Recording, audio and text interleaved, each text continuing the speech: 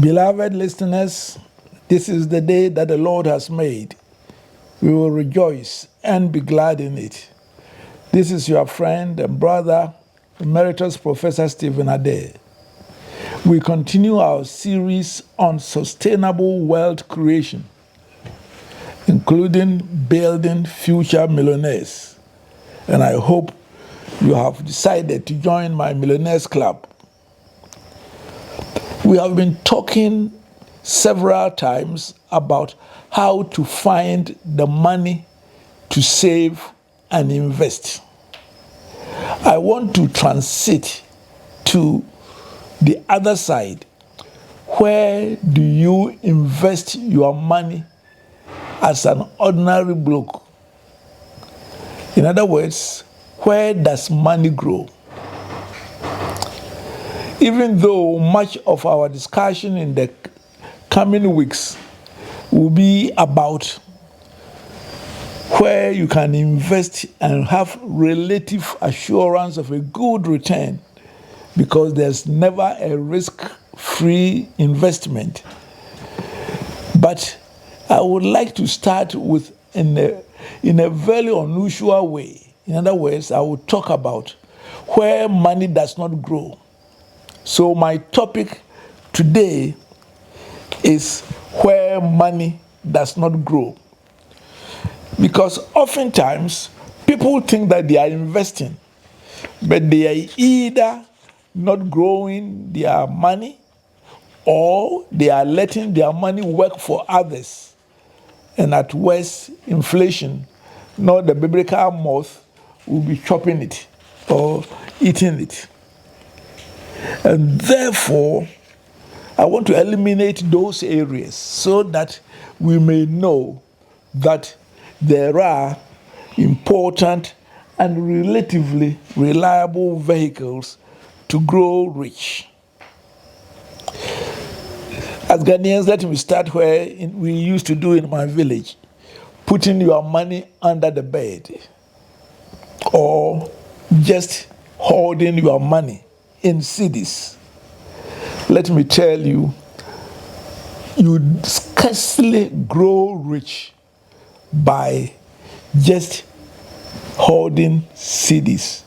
And apart from the threat of their being stolen, you also risk the fact that every day inflation makes your money less and less valuable. Of course, one which is becoming typical now, looking at what Honorable Cecilia Dapa and family did of having over $1 million in their house under the bed, or what the wanton display of dollars on a very questionable character in Ghana by Sami Jemfi. That means having your money in dollars. I think that because of the depreciation that Ghanaians have experienced over the years,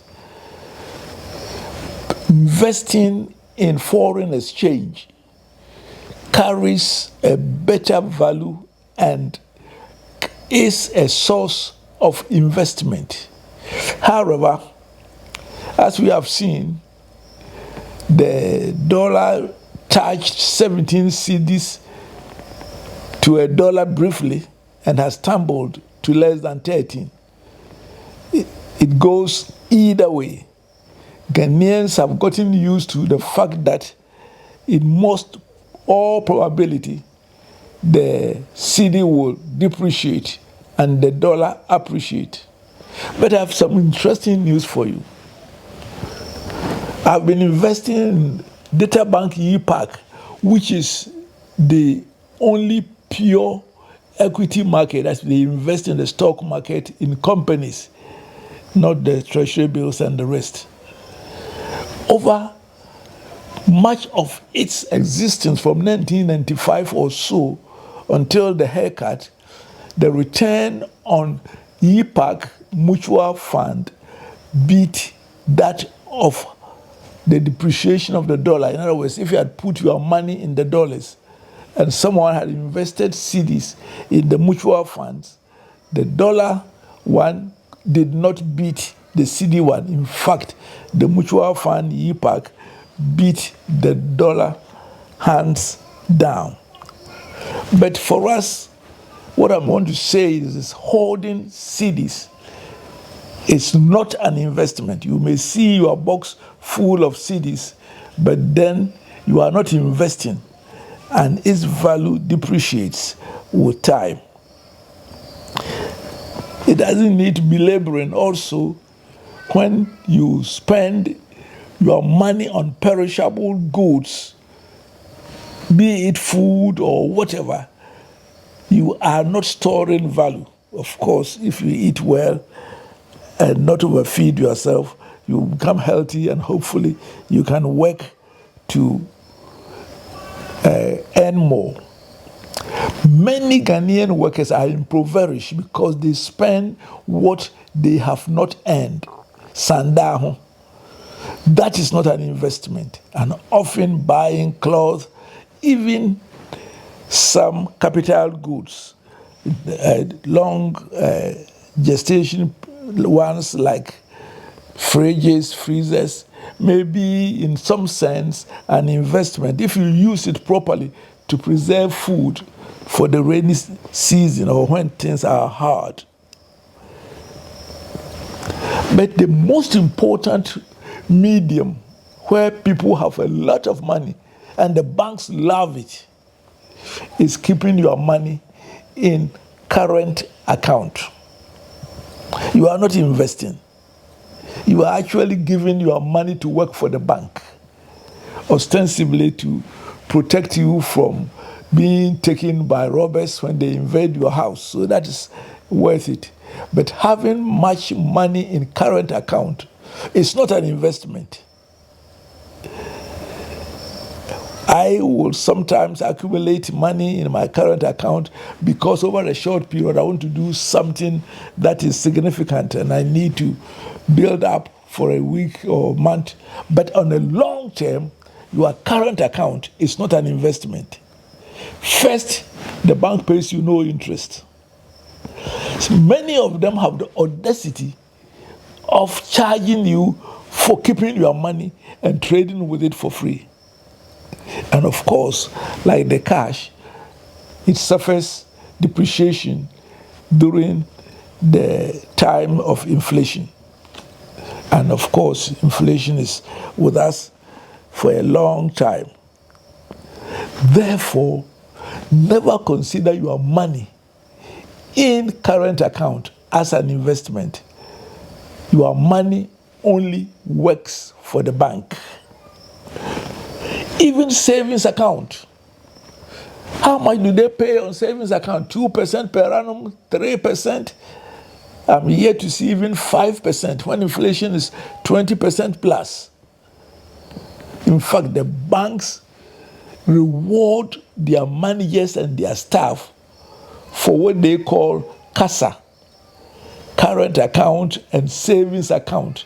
The more they are able to mobilize savings account and current account, the more they are rewarded. Why? Because the bank is literally having free money to trade with, to buy treasury bills by themselves. And therefore, neither current account or savings account is a good place where money grows. Of course, let me say that we must be very careful. We must invest in people and especially in ourselves. Oftentimes, as a young person, even as an older person, one of your best returns comes to investing in yourself. So, helping some people, but people must learn to discipline themselves. Follow me, say my 10-10-80. Pay God 10%, pay yourself 10%, and live within 80. You can help people from within your 80, but not the money you are consistently going to put aside to improve your wealth through investment. We must help our extended family, and oftentimes we need very little to relieve them in a big way. But beware, don't let them become the vampires to suck you out of investment. Let me conclude this session on where you must not think you are investing. Now, I know that many of the people who follow me are religious people, and that has to do with offering, sowing the seed, and tithing in church. First of all, let me warn you that I am not being anti-religion, because I am a Christian. I love Jesus Christ, and in fact, I spend more on the expansion of God's kingdom than I spend on myself. However, there's a wrong teaching when people call people and say they should sow a seed, and that the tithe is the seed. Nowhere in the Bible is the tithe called the seed. Of course, Christians listening to me will jump to Malachi chapter 3. God says that, bring the tithe to my house. Why are you robbing me? And you will be blessed. And therefore, people have equated mechanically paying the tithe, so-called sowing the seed, and divine blessing. Yes, God is faithful. When we obey him, we receive blessings, but we must understand how the blessings come. Because if we don't, as I've written in my book, Christians and World Creation, you will pay the tithe and grow poor. In Malachi, when we are faithful to God and he says he will bless us, he goes on to say in verses 10 to 12 that he will bless their fields, their cattle. Basically, they were peasant farmers and pastoralists.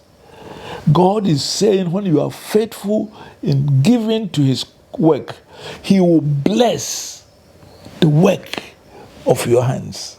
And therefore, the tithe is not the seed. The tithe catalyzes God's blessings on the seed and the cattle you plant and grow. So, if we miss that connection, you pay the tithe and still grow poor. It is therefore important for us to make sure that we are not putting our money where, as the Bible would say, moth can destroy or thieves steal under our beds. It's not advisable. In this modern age, at worst, put it on your Momo account. Neither do you put your money in the bank current account and even savings account and think that you are investing. You are not. Again, whilst you must be supporting Christian activities, the church, please make sure that you understand that you are not sowing the seed in the church. If you sow the seed, you go to there and plug it at the end of the season. No, when you honor God, it releases blessings according to Malachi on the work of your hands, on your investment. So when you do these